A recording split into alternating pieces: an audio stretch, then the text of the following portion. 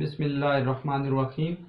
بچوں، جو آج کا ہمارا لیکچر ہے وہ ہے لیکچر نمبر 10، اور جس پیج سے لیا گیا ہے وہ بھی پیج نمبر 10 ہے۔ تو آپ کی نصابی کتاب کے صفحہ نمبر 10 پر آج کا جو ہمارا سبق ہے وہ ہم پڑھیں گے۔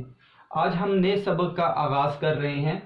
سبق کا نام ہے جھوٹے آدمی، اور اس کے مصنف ہیں مولوی ذکاء اللہ۔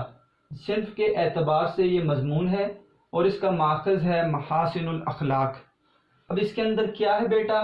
تو محاسن الاخلاق میں شامل ایک مضمون جھوٹے آدمی میں مولوی ذکاء اللہ نے جھوٹ کے نقصانات پر بات کی ہے کہ جھوٹ کتنا نقصان دیتا ہے۔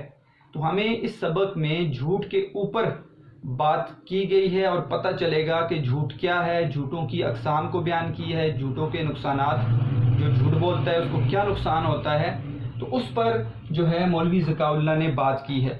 بیٹا، یہ جو محاسن الاخلاق ہے یہ ایک کتاب ہے جس کو مرتب کرنے والے احمد رضا ہیں۔ اس کے اندر مختلف مضامین ہیں جو مولوی ذکاء اللہ کے شامل کیے گئے ہیں، اور میں نے جو کتاب دیکھی اس کے ناشر جو تھے، نشر کرنے والے، وہ احمد ندیم قاسمی تھے۔ تو آپ جب اس کتاب کو دیکھتے ہیں، اگر دیکھیں آپ کو موقع مل جائے، تو میں نے دیکھا اس کے دو حصے ہیں۔ پہلے حصے میں تقریباً 181 یا 82 مضامین ہیں، جبکہ حصہ دوم میں دوسرا جو حصہ ہے اس میں تقریباً 91 یا 92 مضامین ہیں۔ تو یہ جو مضمون ہے جھوٹے آدمی، مجھے نظر آیا کہ یہ 9ویں نمبر پر مضمون ہے جو اس کتاب محاسن الاخلاق میں شامل ہے۔ ٹھیک ہے، محاسن اچھا، اخلاق خلق کی جمع ہے نا، اخلاق اچھی عادتوں والا۔ تو اس کتاب کے اندر جو مرتب کی احمد رضا نے، اس کے اندر مختلف مضامین کو جمع کیا گیا ہے جو مولوی ذکاء اللہ نے لکھے ہیں۔ ہم آج کے سبق میں کیا پڑھیں گے؟ ہم آج کے سبق میں صفحہ نمبر 10 سے مولوی ذکاء اللہ کی حالات زندگی پڑھیں گے۔ انتہائی اہم ہے۔ آپ کو پتہ ہے بیٹا، میں نے پہلے سبق میں بھی بتا دیا، حالات زندگی کے اعتبار سے ایک سوال آ سکتا ہے، مولوی ذکاء اللہ کی حالات زندگی پر نوٹ لکھیں یا آپ کی ادبی خصوصیات پر نوٹ لکھیں۔ اور اس کے ساتھ ساتھ مشقی سوال کے علاوہ معروضی سوال جو آپ کے سیکشن الف میں ہوتا ہے وہ بھی یہاں سے زیادہ تر بنتے ہیں۔ تو میں نے یہاں پر معروضی سوالات اور حالات زندگی کو پوائنٹس میں لکھ دیا ہے۔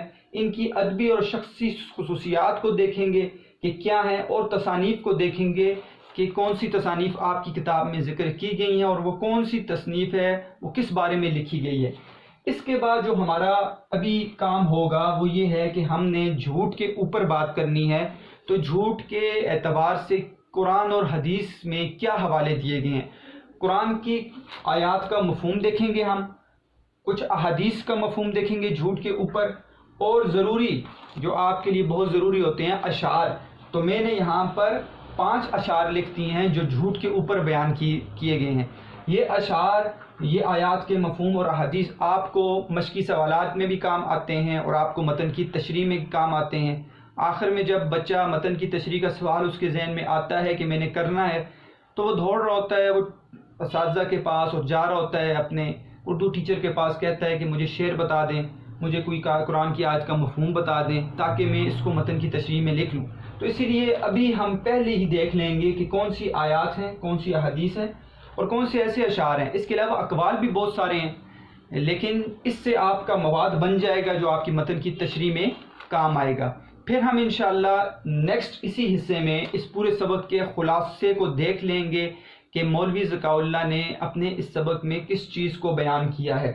تو آتے ہیں بیٹا اب ہم پیج نمبر 10 کی طرف۔ تو آپ اپنی کتابوں کو کھول لیں، اپنی کتابوں پر نظر رکھیں بیٹا، کتاب کو دیکھنا ہے۔ ان کی پیدائش ہے 1832۔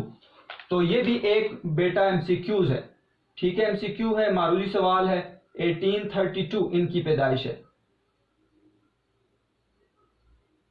اور ان کی وفات جو ہے وہ 1910 ہے۔ تو اس اعتبار سے یہ بھی ایک ایم سی کیوز بن جاتا ہے کہ مولوی ذکاء اللہ کی پیدائش کب ہوئی یا وفات کب ہوئی۔ پہلا جو حصہ ہوتا ہے میں نے آپ کو بتایا وہ حالات زندگی پر ہے۔ تو یہاں پر بھی آپ کی کتاب میں پہلا حصہ حالات زندگی پر لکھا گیا ہے، ٹھیک ہے۔ ان کی پیدائش کے بارے میں ذکر ہے، ان کی تعلیم کے بارے میں ذکر ہے، ان کی جو نوکری انہوں نے کی اس کے بارے میں ذکر ہے۔ پھر اس کے علاوہ جو اور تھوڑے سے ان کے حالات زندگی ہیں ان کو بیان کر کے اس کے بعد اس کتاب اسی صفحے پر آپ کو ادبی خصوصیات کے ساتھ ساتھ ان کی شخصی خصوصیات بھی ملیں گی اور آخر میں تصانیف آپ کو مل جائیں گی. تو ہم اس کو دیکھنے کے بجائے اپنی کتاب کو دیکھتے ہیں. آپ کتاب پر نظر رکھیں، پھر ساتھ ساتھ یہاں پر حل کرتے جائیں گے. تو مولوی ذکاء اللہ دلی میں پیدا ہوئے. دلی معروضی سوال ہے بیٹا. آپ کے والد کا نام ثناء اللہ تھا. معروضی سوال ہے بیٹا. 12 برس کی عمر میں دہلی کالج میں داخل ہوئے. تو 12 برس کی عمر میں دہلی کالج میں داخل ہوئے، یہ بھی ایک معروضی سوال ہے. تو اس حصے میں نے دیکھا بہت زیادہ معروضی سوال ہیں، اس لیے آپ کو یہ حصہ بڑے غور سے دیکھنا اور اس کو یاد کرنا پڑے گا.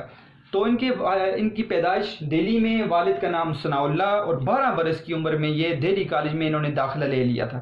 یہاں کیا ہوا، مولوی محمد حسین آزاد جیسے ادیب اور ڈپٹی نذیر احمد جیسے ادیب سے ان کا ساتھ ہو گیا اور تینوں میں بڑے تعلقات بھی پیدا ہو گئے. تو شروع میں ہی دوست ان کے جو بن گئے وہ کافی پائے کے ادیب گزرے ہیں، تو ان کے ساتھ ان کے تعلق پیدا ہو گئے. مولوی ذکاء اللہ کو ریاضی سے خاص مناسبت تھی، بڑا شوق تھا ریاضی میتھمیٹکس کا ان کو. ٹھیک ہے، یہ MCQs آتا ہوتا ہے بیٹا.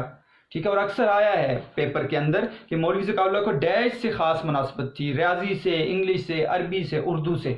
تو بچوں کو نہیں پتہ ہوتا کہ وہ ریاضی سے مناسبت رکھتے ہیں، تو ریاضی سے خاص مناسبت تھی. ماسٹر رام چندر ریاضی کے ان کے استاد تھے. استاد کا نام تھا ماسٹر رام چندر. میرا اشارہ اس وجہ سے یہاں پر جا رہا ہے کہ آپ اس کو نوٹ کر لیں اور معروضی سوالات کو دیکھ لیں اور ہائی لائٹ کر لیں. اور اپنے اس لائق شاگرد پر وہ خاص عنایت فرماتے تھے. تو ہمیشہ جب اچھا شاگرد ہوتا ہے بیٹا، پڑھنے والا استاد محنتی ہوتا ہے، تو اپنی لازمی بات ہے وہ محنت کر رہا ہے تو یہی چاہتا ہے کہ میرا شاگرد بھی محنت کرے. تو جو شاگرد محنت کرتا ہے اس کے ساتھ خاص رعایت ہوتی ہے. فیوریٹ کوئی نہیں ہوتا. ٹھیک ہے، فیوریٹ رکھنا بھی نہیں چاہیے. کوئی اسٹوڈنٹ، کوئی ٹیچر فیوریٹ نہیں ہے، سب برابر ہیں بیٹا. سارے ہمارے لیے شاگرد ہمارے لیے برابر ہوتے ہیں اور سب شاگردوں کے لیے سب اساتذہ بھی برابر ہونے چاہیے. لیکن قدرتی دلی ایک لگاؤ ہوتا ہے ہر اس بچے سے جو محنت کرنے والا ہے، یہ فرق ہو جاتا ہے. لیکن گھر میں جیسے اولاد کے اندر ماں باپ جو ہے وہ فرق نہیں کر سکتے، اولاد کے اندر ماں باپ کبھی فرق نہیں کریں گے. لیکن جو بچہ قدرتی طور پر زیادہ اطاعت کرنے والا ہوگا، فرم بردار ہوگا، اس کے ساتھ قدرتی لگاؤ والد کا، والدہ کا ہو جاتا ہے. تو یہاں پر بھی یہی مسئلہ تھا کہ ان کے ساتھ خاص عنایت فرماتے تھے کیونکہ بڑے یہ اچھے تابعدار قسم کے شاگرد تھے، بات کو سننے والے تھے.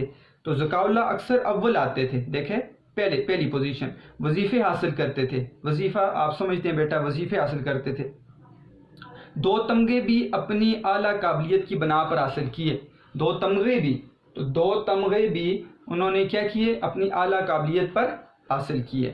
تعلیم سے فارغ ہو کر اسی کالج میں معلم ریاضی مقرر ہو گئے. تو تعلیم سے فارغ ہوئے تو اسی جہاں پر انہوں نے ریاضی پڑھی تو وہیں اسی کالج میں یہ وہاں پر پروفیسر لگ گئے. پھر کیا ہوا جی، پھر آگرہ چلے گئے اور کالج میں 7 سال تک اردو اور فارسی کے معلم. اردو اور فارسی سے ان کو لگاؤ تھا تو اسی لیے اردو اور فارسی بھی پڑھی تھی، تو اسی وجہ سے وہاں جا کر آگرہ کالج میں 7 سال اردو اور فارسی کے ٹیچر رہے ہیں.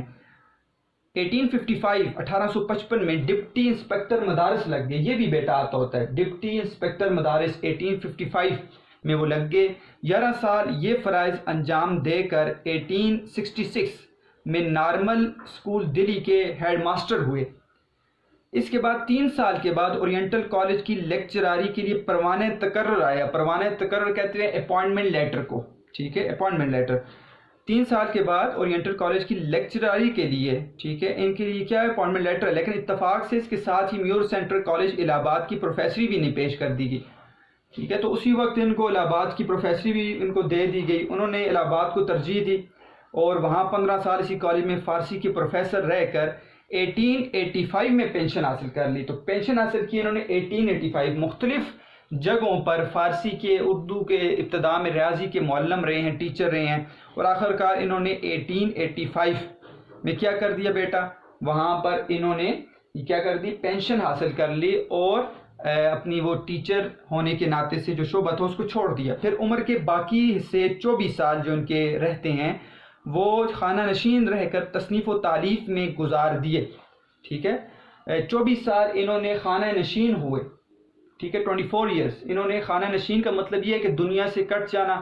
ٹھیک ہے، نوکری کو چھوڑ دینا اور اپنا پورا وقت انہوں نے تصنیف اور تالیف کو دیا. تصنیف بیٹے اپنی ایک کتاب کو لکھا جائے تو اس کو کہتے ہیں تصنیف. ٹھیک ہے، کوئی شخص اپنی کتاب لکھتا ہے اور لکھنے والے کو مصنف کہتے ہیں. ٹھیک ہے، اور تالیف لکھنے والے کو مؤلف کہتے ہیں۔ تالیف جو ہوتی ہے نا بیٹا، وہ تصنیف سے ذرا ہٹ کے ہے، وہ یہ کہ مختلف کتابوں کو آپ مرتب کر کے ترتیب دے کر ایک نئی کتاب بنا لیں، مختلف کتابوں کو جمع کریں، اس سے کچھ مواد جمع کریں اور ایک نئی کتاب بنا لیں، اسے کہتے ہیں تالیف۔ ٹھیک ہے، تصنیف اپنی ہی کتاب، وہ کسی اور کتاب سے اس کو نہیں دیکھا جاتا، تو تصنیف اپنی کتاب بنانا، تالیف مختلف کتابوں کو اکٹھا کر کے ایک نئی کتاب جو ہے وہ بنا لینا، اسے کہتے ہیں تالیف۔ تو یہ بیٹا ان کی حالات زندگی ہیں، ٹھیک ہے، جو تھوڑا مختصر یہاں پر لکھ دیا، لیکن کافی انہوں نے بتا دیا کہ وہ کہاں پیدا ہوئے، والد کا نام کیا تھا، کب انہوں نے تعلیم شروع کی، کس سے مناسبت تھی۔ ریاضی کے استاد ماسٹر رام چندر تھے، 2 تمغے حاصل کیے، پہلی پوزیشن لیتے تھے، معلم ریاضی لگ گئے۔ آگرہ کالج میں 7 سال انہوں نے فارسی اور اردو جو پڑھایا انہوں نے، اردو اور فارسی۔ 1855 میں ڈپٹی انسپیکٹر مدارس لگ گئے اور مختلف جگہوں پر جو ہے وہ معلم رہتے ہوئے آخر کار 1885 میں انہوں نے پینشن حاصل کر لی، اور باقی زندگی کے 24 سال انہوں نے خانہ نشین ہو کر دنیا سے کٹ کر تصنیف و تالیف میں لگا دیے۔ تو اس اعتبار سے انہوں نے کافی تصانیف لکھی ہیں بیٹا۔